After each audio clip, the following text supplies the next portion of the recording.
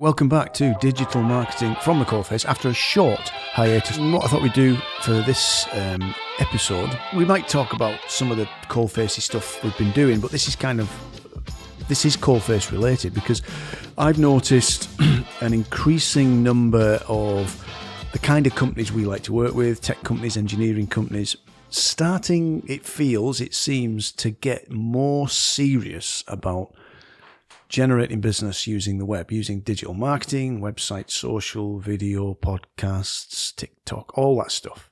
They seem to be getting a little bit more serious about it. As in like, oh, we're not doing this and we should be. Which is odd because, it's 2024. Having recently replaced their typewriters with laptops. Well, it does feel a little bit, sometimes it feels a bit like that. But it's just the kind of requests that have been coming through have been, we realize we need to get serious about generating business online. In short, how to create a lead gen website is the sort of broad subject that I thought we'd take a somewhat irreverent stroll through. Yeah. We're not deadly serious about this stuff. Well, if you listen to this, you'll come out the other side of it way more informed than you are now if you don't know anything about like where to even start with the whole process of using your website or creating a website that generates leads. Yeah. But not just websites. The whole kind of digital marketing piece, the whole kind of generating business online, telling great stories, establishing your brand, finding your brand voice, tone of voice, all that whole thing. Why don't we just take a little stroll through that? And try and cover a decade or two of learning in an hour. Yeah, sure. Basically, just spill the beans and do ourselves out of a job. Sure. So I thought we'd cover the essentials of a lead gen website. We'd talk about content, obviously, which is one of the essentials of a lead gen website. We'll talk about video. We'll talk about podcasts. We'll talk about AI. We'll talk about paid search. It's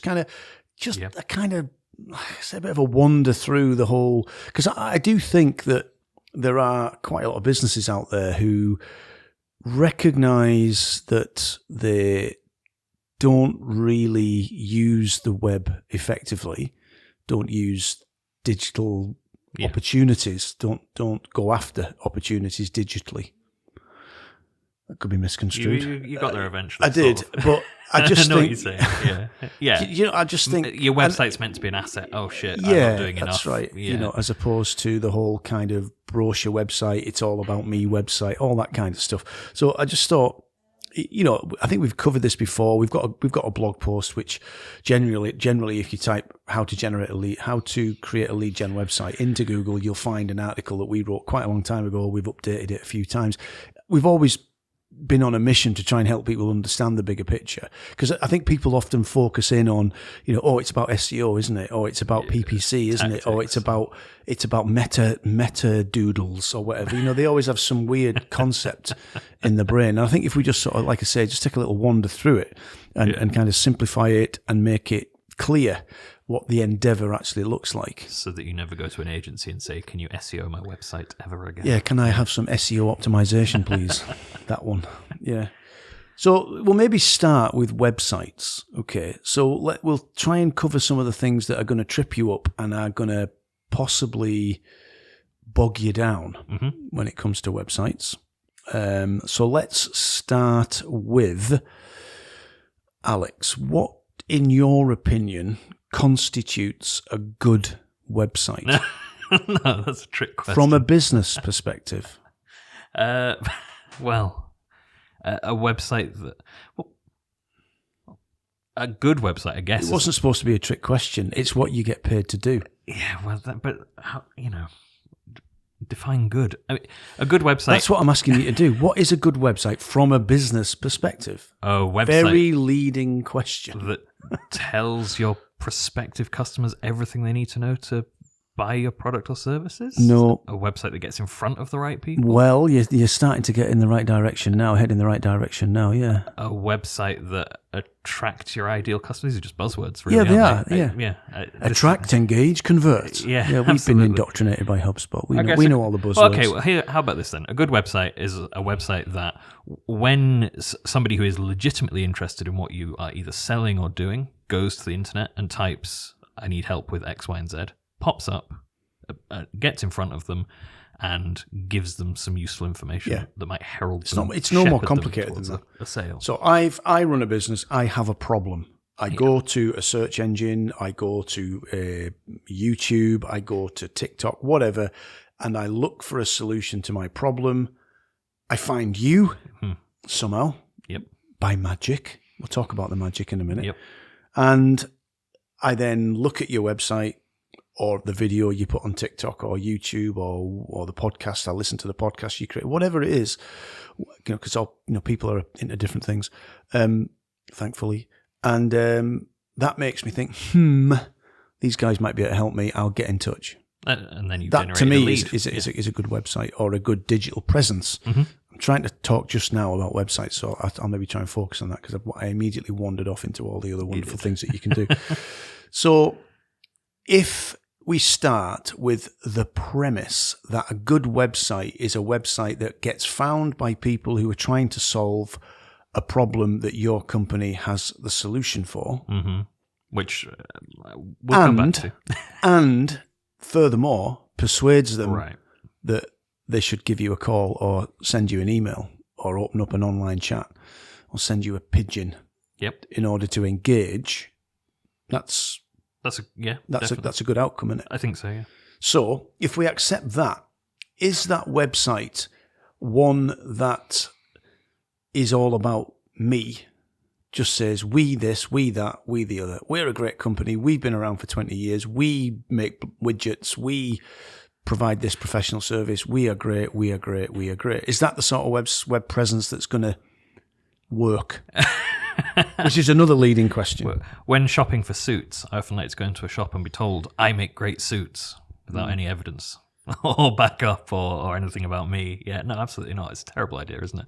But this is, I think... But isn't that where a lot of people start? Well, you hit on the right thing, which is that like 90% of the people use the web as a platform to talk about themselves. We've been doing this for 40 years. We're fantastic. We do great things. You can trust us. Please get in touch. No, I don't think that's the right approach at all. I mean, like you say, that I think the point is always to be focused on that idea that somebody has come to you trying to solve a problem, right? Yep. There's something wrong. So everything that you have to do once they hit your website is talk to them about the problem that they're facing. You show them that you understand it, show them that you anticipate what they're going to need, that you have the solution, and don't lose track of the fact that what you are actually trying to do to generate leads is solve people's problems, rather than just sort of, as you say, using your website as a brochure platform to talk about your business or your experience. I mean, all of that stuff can come into it.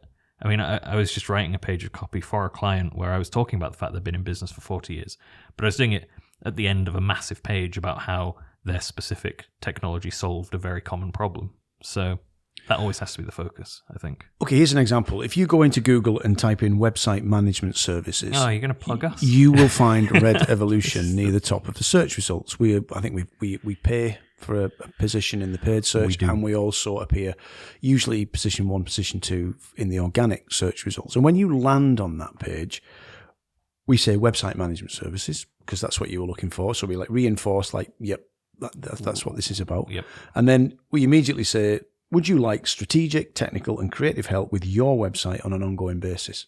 So we understand that people that are searching for website management services have a problematic website. It's broken far too often. It doesn't generate business. It looks awful. It's flaky, whatever. But we've understood that problem, and we've set our stall out and said, if you're looking for ongoing help to solve all these problems, worth having a chat with us. Yeah. And that page converts. That page generates inquiries and has created some fantastic new customers. Well, not new customers. It's brought in customers over the years because we've understood the problem that they've got, presented a piece of information which solves their problem, and made it engaging so that they want to contact us. But we are doing several things in there without getting too stuck into the nitty-gritty that a lot of people miss out on, which is that we are being very specific and we're leveraging a lot of knowledge about what our customers actually need. Yeah. Because you could just as easily set up that page and take on board the rough idea of you have to provide a solution to somebody's problem and just write a headline like, or a subhead even, like, do you need website management services? Or do you want your website to run really fast? Yeah. And we know from experience that that's not actually what people are looking for. That's not really what they need help with, and that's not really the problem they're trying to solve. And I think that's the real key to this, is it's got to be the right problem that you're trying to solve, and you've got to use sort of what you know about your customers to write something that's very specifically calling out what they're going through.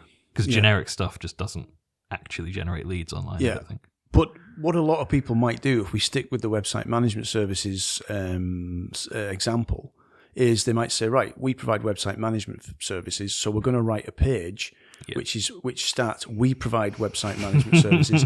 We've been doing it for 20 years. We've got these skill sets. Website management services are, and then write a definition of website management services, and then be like, which we do actually on the bottom of that page in the FAQ. But like I say, all of that sort of stuff is fine to have in there. But this is the thing. I mean, like I say, it's weird that we're having this conversation, because earlier this morning I was working on a piece of copy for an engineering client of ours, very long-standing one. They have some content on their website that was written by a PR company donkeys years ago around all of their technical non-destructive testing facilities, and they all start out like, phased array is blah, blah, blah, blah, blah. Oh, and by the way, we do actually offer phased array testing, after you've gone to sleep reading it. And I think that's the thing, isn't it? You've got to, like you say, start out engaging, grab people. What grabs you? Well, it's somebody asking you a question. It's somebody anticipating something that you're feeling. It's not somebody saying, I'm such and such and I do this, because that is, boring. Obnoxious. Yeah, I think you've got to understand, and we've talked about this in previous podcasts, you've got to understand that people do not care about you or your business. They only care about whether or not there is a solution that you provide that will help them. And that's the starting point. Now, that doesn't mean that your website doesn't have to talk about all the services that you provide. Later. Yeah. It does. Yeah. But it also, in order to capture people in the first place, needs to tell a good story and engage them and show them that you understand their problem, and you want to have a conversation with them to help them kind of get to the place they need to be, with a problem solved and getting on with running their business effectively. It's such a Sorry about the kettle noise in the background. It's such a great principle to start with that. I think you frame it really nicely. Operate from the assumption that nobody cares about your business. Because all the guides that you'll find online that address this problem, that are sort of like how to build a lead generation website, they all just start talking straight away about how to how to present what you're doing, how to present what you're selling. And I think if you do just start with the assumption that actually nobody cares, and you have to be sort of really strong on making sure that people feel like, okay, these people are talking to me and they understand me and they care about me and what I care about, rather than having anything to do with yourself in there to begin with. Okay, so I think it's the main takeaway from that diatribe is that if you want to build a website that actually helps you grow your business, then start from the position of trying to understand the problem that your ideal customers have got, and provide them with some information which helps them understand that you understand the problem and you've fixed it for lots of other people and you can fix it for them, kind of thing. Not just simply set a stall out like a shop window with for sale, with prices on widgets. It, sort of thing. Yeah, absolutely.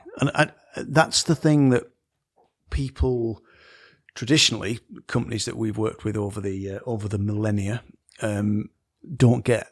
Well, that's what they don't understand, and that's why we're getting people coming to us who've invested in websites, pretty websites, websites with lots of information in them, but they're coming to us saying our website isn't generating any business. Well, but do you not think this sort of speaks to a problem, both with the way that a lot of agencies think about websites and the way that generally people think about websites, which is that that approach does actually work for 99%. Well, maybe 98% of websites on the web, because they're selling a product. Websites on the web as opposed to websites in people's drawers, in your shoes, in people's drawers. Yeah, knocking about in the boot of your car, wherever else you keep your website. No, what you did invite that.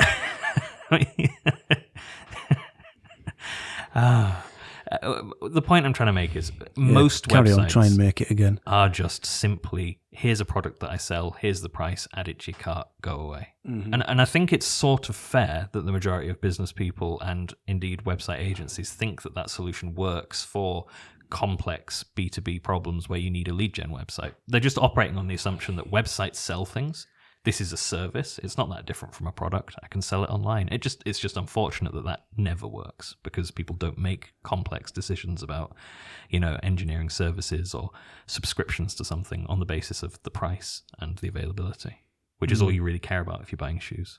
So I get what I'm saying is I get where people have gone wrong. It's just completely the wrong approach. It's tricky, isn't it? You can't get away from the fact that you do need to set your stall out and make it clear what you actually do on your website.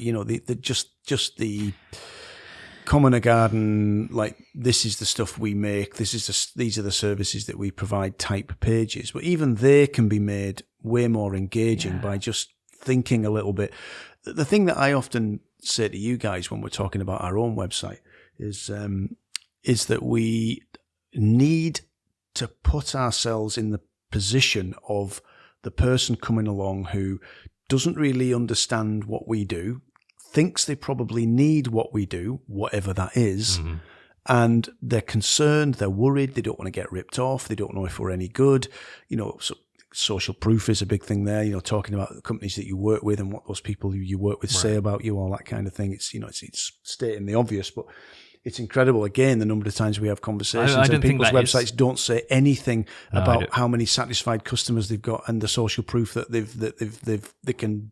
Well, I don't think that is stating the obvious at all, because I think the general progression of going back to that whole idea of what is a good website, certainly what is a good sort of landing page experience or service page experience is, like I say, start by proving that you understand the problem and then move straight into saying, like you say, we've solved this before for other people. And loads of people miss that step. They're completely oblivious to it. They go straight from, even if they do the good thing and they start with, this is the problem and I understand your problem and I can probably help you with it, they go straight into how they'll solve the problem. And they miss the bit where you actually have to prove that you've done it before. And I think that's sort of like the majority of people want to see that. You want to know that the car dealership you've walked into has sold a car before. You want to know that your estate agent has actually managed to sell a house before you engage with them.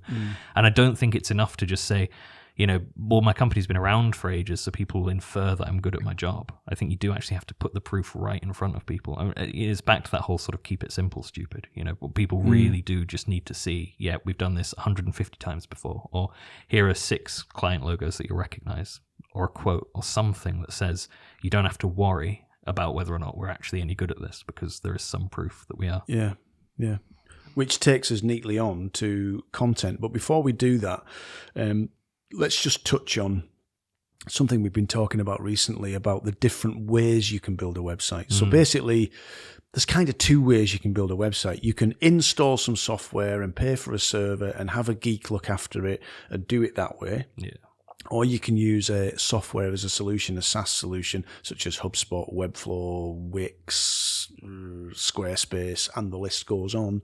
I think increasingly, 9 times out of 10, going down the route of a SaaS package, somebody else's problem to keep the server spinning, somebody else's problem to keep the software up to date is definitely worth considering. Well, and we, as I've said before, we come from a background of, we could actually create a content management system from scratch by coding it. But certainly, we wouldn't do that. But certainly installing WordPress or Joomla or Craft or any of these systems is absolutely fine. And running the servers for people is absolutely fine.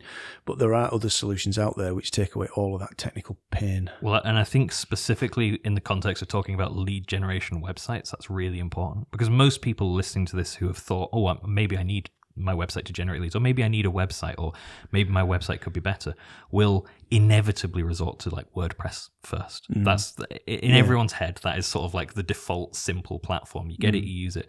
The problem with building a lead generation website specifically, and I think we'll probably get onto this later, is that you have to be able to iterate quite quickly. You have to be able to change things on the fly and test different messaging, different content, and all of that stuff is much harder if you have to go to a developer and say, please, can you change X, Y, and Z? Please. Yeah, in theory, you don't have to go to a developer to change content on a WordPress website. Well, I wouldn't be able to do it. Even you would be able to do it. Even probably. you. Backhanded comment. Backhanded compliment, rather. But the point I'm saying is that, in the context of building a lead generation website specifically, I think SaaS systems that have very simple, nice, easy to use drag and drop editors or whatever are way more preferable than something that you're going to hard code and then have to unpick later on and mess about with. Yeah. Is sort of my assumption. Yeah, I mean, if you want a different explanation, you could buy. I think you can still buy Microsoft Word, for example. Yeah. I think and get it on a CD. Yep. From a car boot sale. I don't think they exist anymore. And install it on a computer. Listeners will be like, "What is a CD?" Yeah, I know. Yeah. We're talking about this when I was coming back from band practice yesterday with Peter. I mean, we're talking about like CDs and mini discs and all of these fantastic things. Which I mean, mini discs came and went in a heartbeat. Yeah, absolutely. Because they became obsolete so quickly. Yeah. Oh, I tell you what, just an aside on stuff like that. I was on TikTok and this guy was talking about the how to identify the first edition of pressings of The Wall. Right. By Pink Floyd. This is a deep cut. This is niche, isn't it? It is. So he went through it and I thought, oh, I wonder. So I went raking through my records, or loads of LPs, and there it was. It's looking a bit dog-eared now because I used it. I actually played it. I mean, for like a year, I don't think I played any other record. I just was so engrossed with it. And got it out. And right enough, it is mine. Because I bought it when it came out, so it doesn't surprise me that it's an original first edition. A little bit tatty. So what did I do? I went on Google, said, okay, first edition, Pink Floyd The Wall, 470 quid for a piece of vinyl. Well, it's a double album. But I was amazed. I mean, mine wouldn't be worth that because it is dog-eared. Yeah. But, patina. It was a carp. Some people are into that. Oh, it's clearly been used. I mean, why would you have a record that was bought in 1978, 1979 that was still pristine?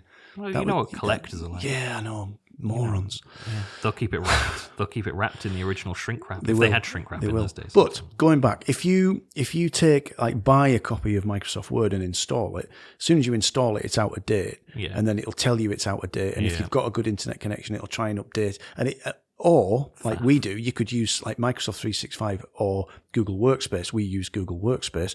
The software's always up to date. It's somebody else's problem to keep it up to date. You just log in and use it. Yeah. So if you think about websites, it's the same thing. Yeah. If you use Wix, HubSpot, Webflow, etc., you just log in, edit your pages, add new pages, change stuff, and it just works. And it's definitely worth considering. You still need to hire a designer if you want a unique look and feel. You don't want to use a template. You still need to hire developers to create the original website and the initial setup and everything else. But once you've done that, you can really expand and grow it without any developer input at all. I don't want to take this massively off track. But why not? I did. Can we touch on that for a second, though, that template thing? Because interestingly enough, one of the things that comes up in the top ranking guide for how to build a lead generation website is, and I'll quote here, how to build a lead generation website in 3 simple steps. Step 1, choose your template. As if it's that simple. Yeah. But I think it's worth touching on because I'm still not sure where I sit on this whole idea of sort of like if your purpose is to build a lead generation website, emphasis on build as a process rather than a sort of, you're not going to arrive at a lead gen website instantly. Are templates a good idea? Are they a bad idea? Is it fine? Yeah, that's a really good question. If you are going to get bogged down for 6 or 7 months getting the perfect design and then having that custom template created, because all websites use templates. It's just whether it's a template that's created just for you, unique, or whether it's a template that you can buy off the shelf for a fraction of the cost of doing it the custom way. If you're going to spend 7 or 8 months doing that, that's 7 or 8 months you're not growing your website. You're not adding content, blog posts, videos, whatever. You know what I mean? So I would say, like, if you hire an agency like us or another great agency, they can give you that custom look and feel that you need that's on brand and everything else very quickly. So you can then actually get on with building out the website. So don't get, okay, here's a simple thing. Would I rather have a not great looking website rammed with great content that's got superb Google rankings and gets lots of traffic, or would I rather have an amazing looking website that gets bugger all traffic because it's taken me 3 years to build it? Then the former, not the latter. Get something up, basically. Yeah. So, but you can have both. You can have a website which is created quickly, which is unique and is the right fit for your business from an aesthetic point of view, but then crack on with the whole content thing. Yeah. So, yeah, I think we've covered it enough. So that again leads us neatly on to the whole conversation around content. And I think again, this is where people get confused when it comes to content. So the content that we're talking about is the content that's written in response to research and strategic thinking. Yep. as opposed to content you just slapped down on the page because you thought it sounded good. That you get Gemini or ChatGPT to write, write me something about this. So what do we mean when we talk about content in a web context? We mean content that's written to engage people. First of all, content that's written in a way that is likely to make that page of content be found in a search engine or somewhere. Because, and I think it's worth stressing this, you can write the best page of the most compelling copy in the world, but if Google can't find it and rank it for something, no one's ever going to see it. That's just, and you see that all the time. People will, pour their heart out on their web page, and they'll write the most compelling thing in the world, but because they haven't actually done the job of looking at what people actually search for in Google and working out how to make sure that page shows up, it doesn't matter. So we've already touched on this idea that what we need to do is understand our customers, understand the problems that they've got, and write, and have a website that responds to that. And the way the website responds to that is by having content, the kind of content that is genuinely going to help people. Somebody who's working at a firm of accountants who needs a solution to, I don't know, they're looking for a debt collection agency they can work with on behalf of their customers. So, they might just search debt collection agency and then they might just stumble across somebody in paid search. They tell a decent story, they pick up the phone and job's done. But, if they're more inquisitive, if they're trying to find out what differentiates ethical debt collection from the kind of meatheads that you might get that we've all seen in some of the TV programs, that kind of thing. So maybe it wasn't a great example, but the way that debt collection company is going to appear in the search that the person at the firm of accountants carries out is because they've understood that accountants want to work with debt collection agencies, and they understand what the accountant will want to know about their credibility, certifications, etc. They'll want to know they've got a good track record, how they approach the whole thing, whether or not they operate in an ethical way, all that kind of stuff. And by understanding that, they will have created content that tells those stories, and that's how they'll get found. But more importantly, once they're found, that's how they'll get the engagement that they need. So that kind of content we're talking about, where does that go? On a website? Might it go in a blog? It might go in a blog sometimes. So blogs are misunderstood. Yeah, absolutely. So a blog isn't an opportunity to bore the tears off people. Bore the tears off people? Bore the tears. Or the, yeah. This is the bit bore you're trying people not to tears. Say. Is that right? Well, you can bore people to death. Bore people to death, okay. I don't know if people say, so your blog maybe. Isn't an opportunity to be boring. It isn't an opportunity just to talk about anything that might interest you. It's an opportunity to share expertise and show people that you can provide the services, the products, whatever it is that they need and they're looking for. And you don't have to call it a blog either. You don't have to call it a blog. People often call it insights. Resources. Insights is the sort of wanky, we wish we were a consultancy company, isn't it? Some Absolutely. of our clients use the term insights. Do we not? I think we might. I think we do. I think we do, yeah.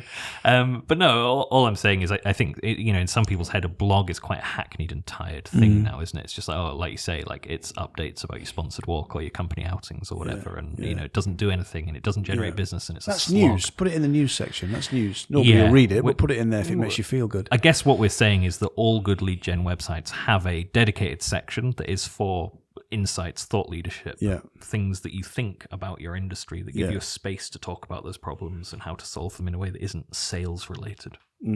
Yeah, I did have a pearl of wisdom there and it's gone. I actually listened to what you were saying and forgot about what I was going to say.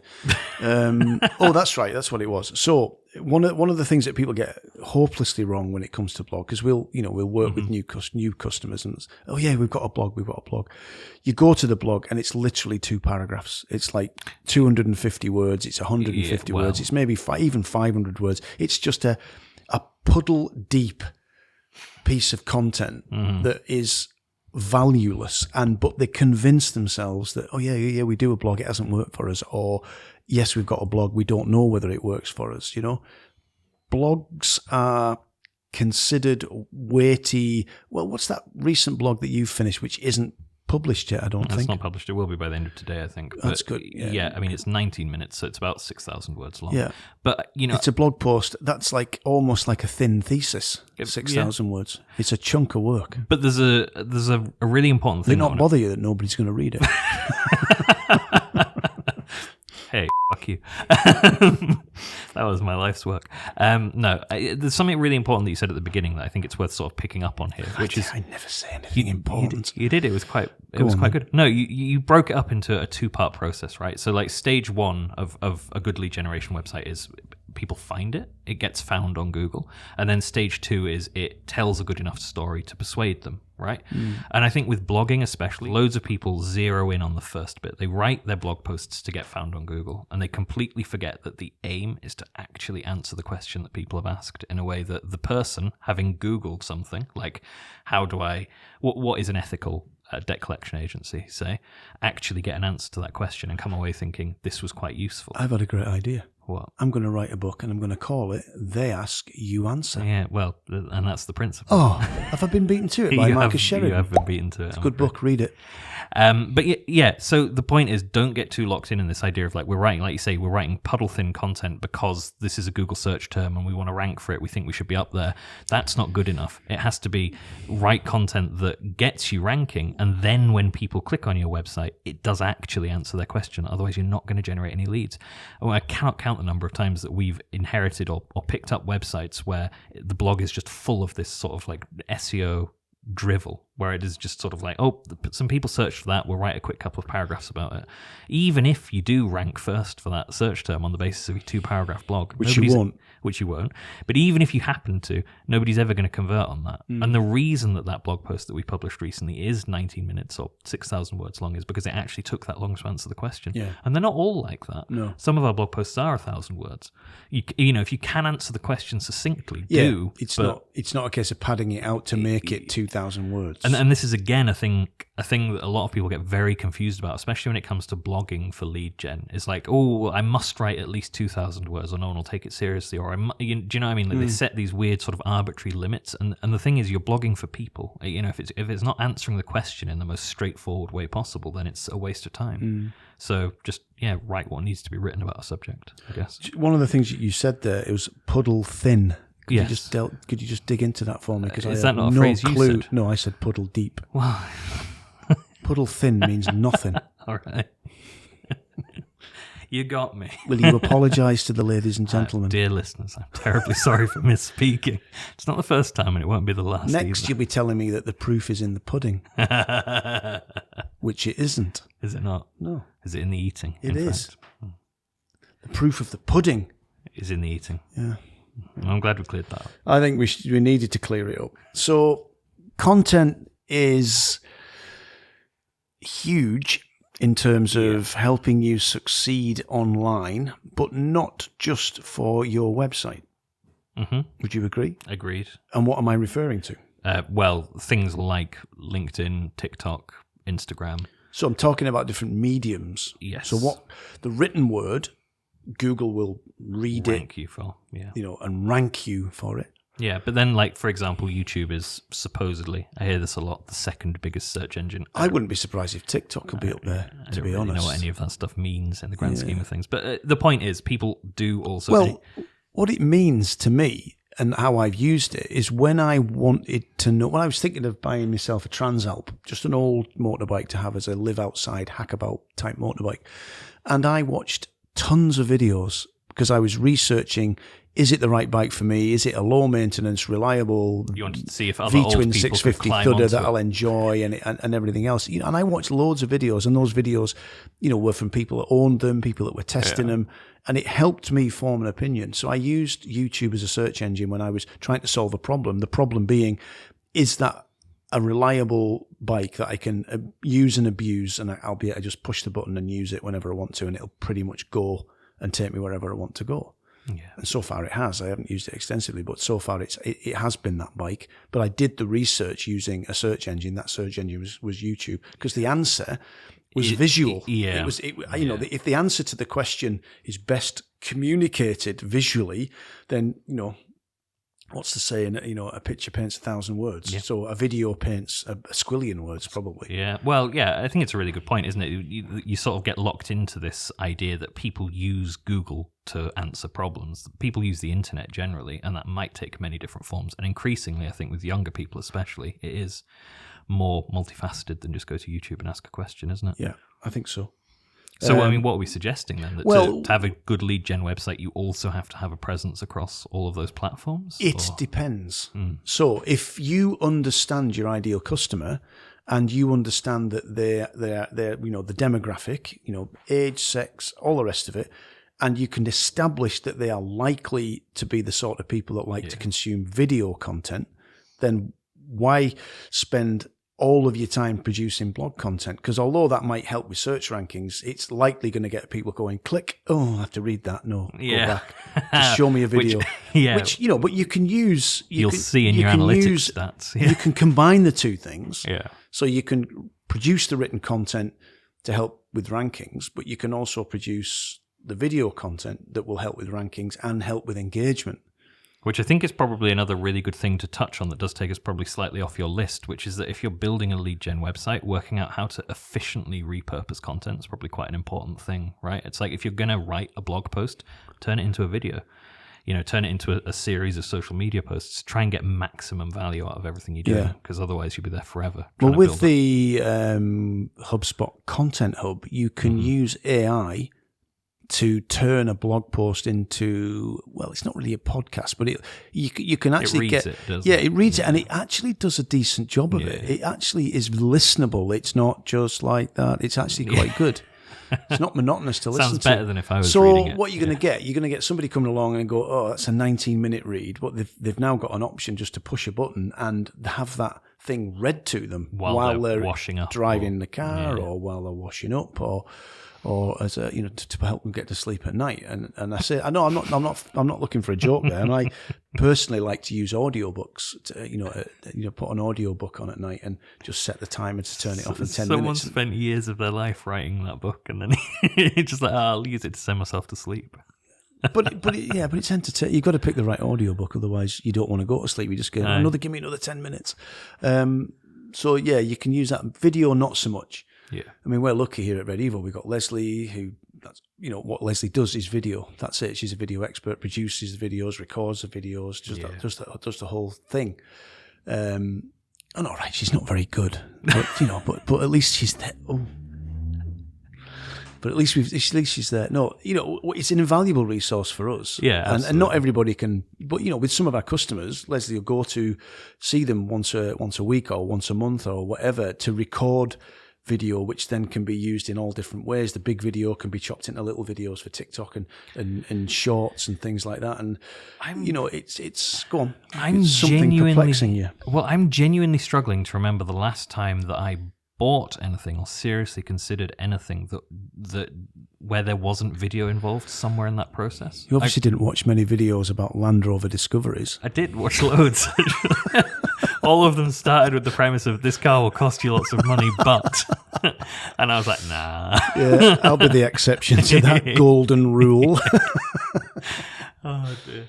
No, but I mean, I'm just, the point I'm making is now the majority of websites where I come away thinking, yeah, that seems compelling, that seems sound. At some point in that process, they've used video. And that's not to say that, you know, it has to be a sort of 10-minute explainer video on YouTube or something. It's just sort of embedded videos, customer testimonials that are a video. I think increasingly we expect as customers to see some sort of like, you know, moving, animated, real things. And I think websites that don't use any video feel a little bit sterile sometimes. Personally. Yeah.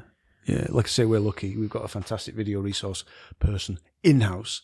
So we are getting better at using video. We use it increasingly. And it's obviously something that we use with our customers as well because we've got it on tap. Yeah. I think to a certain extent, we're still learning how to use it. I mean, we've only recently started recording the podcast. And the numbers, when you look on YouTube, they look abhorrent. They're not great. I mean, our numbers for this podcast are not huge anyway. It's pretty niche. You know, it's just a couple of guys sort of, you know, rabbiting on about what they've been doing in the field of digital marketing and trying to share information in using very plain English. You know, kind of doing that, 6 ways to da-da-da-da and 4 ways to da-da-da-da and all that kind of stuff. 10 ways to make sure your website generates leads. leads. We recognise we're a bit niche, and we do this because we kind of enjoy doing it. Leslie's looking at a watch. She must be getting fed up. So let's just recap. Your website, the look and feel is really important. Yes. But not as important as fantastic content. Your website can look okay, but if it's got great content in it, it's almost certainly going to add value to your business and generate inquiries. Because when people have got a problem to solve and you look like the people that can solve it for them, they'll kind of see past the not brilliant website. Now, that's not to say, having a website that looks like it was built in 1963 is going to be particularly conducive to generating business. It's not. But, it's not maybe the most important aspect. The content is. So when you start thinking about your website, immediately start thinking about who's it for, what problems do we solve, who's our ideal customers, where do they look for content, what sort of content do they look for, and make sure that you're thinking about all those things. If you're going to build this lead gen website, build it probably using a SaaS system if you don't want any technical headaches and you just want the thing to be pretty reliable.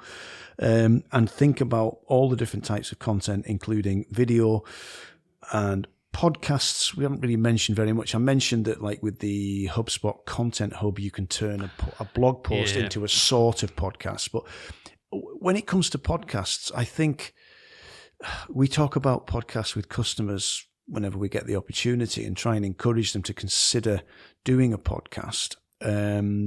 What do you think is the main thing that puts people off doing them? It's time commitment. And I think the main complaint that most people have is, what would I talk about? Yeah. Which really puzzles me, because I think the first sort of reason to do a podcast is to demonstrate expertise. As a business owner or whatever, a ton about your industry, your product, your market. All of that stuff is of interest to somebody. Yeah. And getting it out there helps to generate leads because it persuades people that you know what you're talking about. Yeah. But a load of people are sort of like, I'll have to think about 6 episode titles. And it's like, that's not... It's not going to be any good if you don't have anybody in the business who is Actually quite happy just to get on in front of a microphone and bullshit away and doesn't care if they get called a boomer on TikTok and they don't care what people say when they comment. I mean, if you put yourself out there using video or podcasts or anything, and this is a video and a podcast, if you put yourself out there, there's always some... Oh yeah, somebody always knows best. Wet rag who's gonna sort of get so much pleasure from downing you, dissing you, whatever you want to say. They just are. The world's full of people like that. Yeah. So just forget about them. Absolutely. And do it anyway, because you might find an audience, you might find a tribe. I actually, when I look at the numbers for our podcast, which are not great, but I still get a buzz out of it. I still think, you know what, that's like 30, 40, 50 people or whatever who've listened to what we've got to say. Hopefully they found it moderately entertaining.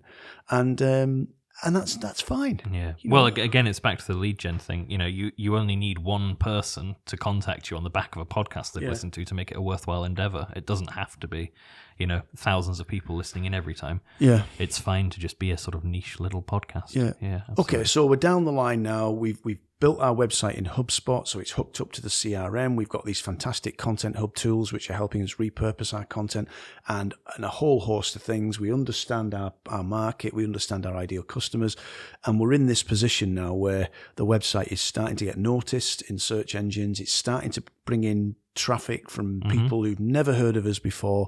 It's starting to generate an occasional lead. We now need to kind of keep the momentum and keep the thing going. And that's maybe, although you could have adopted it earlier than this, is that where AI comes in? Is it? You tell me. And don't ask me questions about artificial intelligence. You should know better. I'd go, well, all right. So if you use ChatGPT or Gemini, you can, in theory, I don't suppose there are others, you can accelerate and upscale your content production if you use it carefully. Am I wrong? No, you're not wrong at all. And I think it's a perfectly good thing to do. Like you say, it's about scale at a certain point.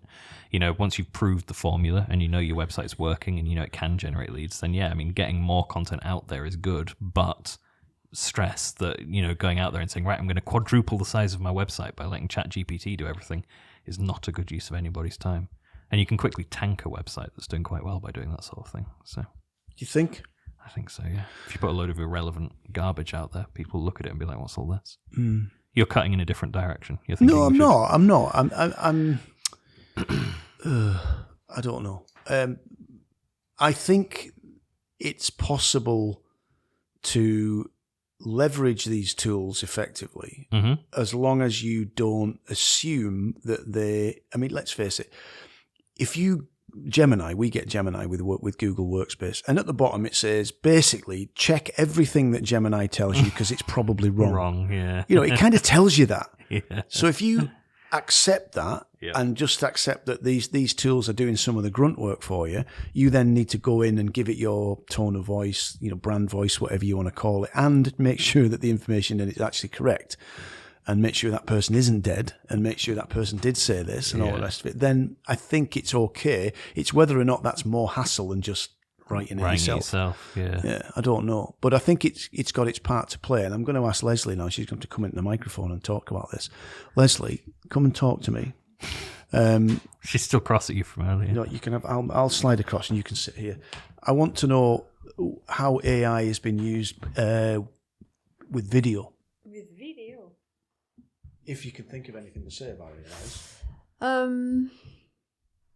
Not really. I mean, I guess the main area would be transcription. Transcription of like videos. It's been there for a long time in professional software with like expensive subscription like Premiere Pro and Final Cut, but I guess it just democratizes the thing. Other than that, I think it streamlines the editing process as well. Maybe, like for example, I mean, you can find AI in softwares, but you can also find AI on YouTube. So for example, AI on YouTube will help you identify specific sections in your like main longer videos to just create shorts out of them instead of actually having to go through everything and maybe do a small edit of it, and also suggest thumbnails, for example, and stuff like that. So that's pretty huge, though. Like you upload like a 20-minute video and it tells you how to make it into short content. Yeah, it actually does it for you. Yeah, like it selects the extract and then you can. Yeah.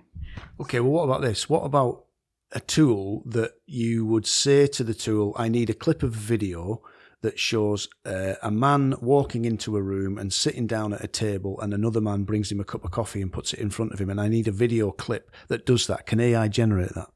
Yeah, actually.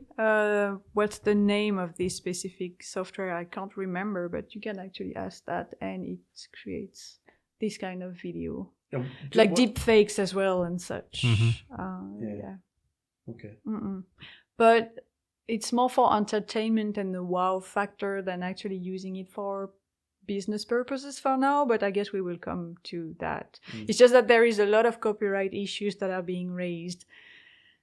I guess it's more obvious in the video like sector because you have to actually pump like data, information, archives from film that are not in the like copyright free sector. So I don't know, maybe that's why it's not used as widely as the text. Well, the probably AI also text, because people don't read very carefully, but people do watch videos quite carefully. They'd be You annoyed think if it was. so? Yeah, I think so.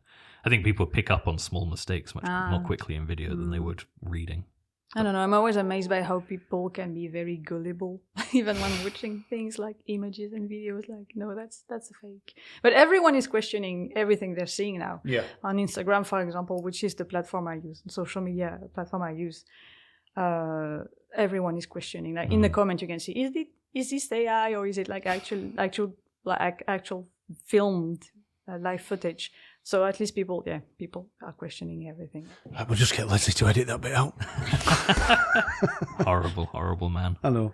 That was great. Thank you very much. And I just put you on the spot there as well, obviously. So, like I do with Alex every week.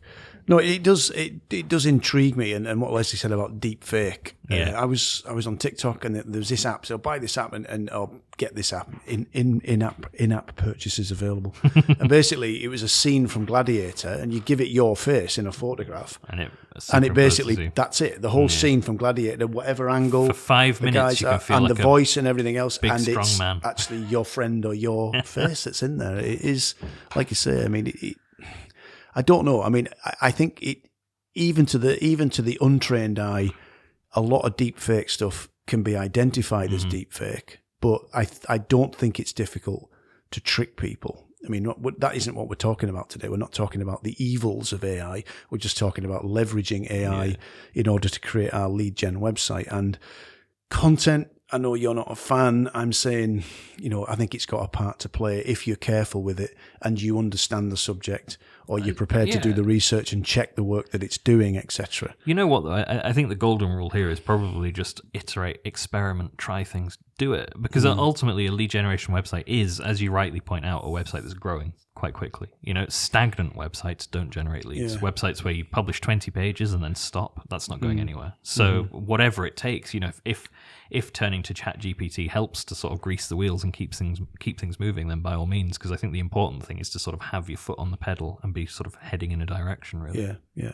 Okay, I think we'll wrap this up now because we've got a scrum in 5 minutes. Well, something you wanted to say? Well, there's just one last thing go on the subject of lead generation websites that I think an awful lot of people get wrong is just don't make it difficult for people to contact you. Oh, yeah. It's like the final bit, right? It's like you spent all that time getting it up on Google, persuading people, and then it just all sort of fizzles out, and your page just ends with like a footer and some legal text. You know, it's like let's just make sure if you're going to set up a lead generation website, CTAs, a nice clear form, just make it really easy for people to actually get in touch, because the last thing you want to do is to have persuaded someone to the point where they're right on the cusp of inquiring and then make it so difficult to find your contact information that they just think, fuck this, I'll go somewhere else. Okay. So, yeah. I mean, we didn't get into the weeds with search engine optimization, conversion rate optimization. We didn't get into the weeds with link building and how you help your site grow its authority and rank better. We didn't get into all of that. Well, the idea with this was just to at least stimulate some thinking around what your website really is. Yeah. It's not an opportunity for you to stand there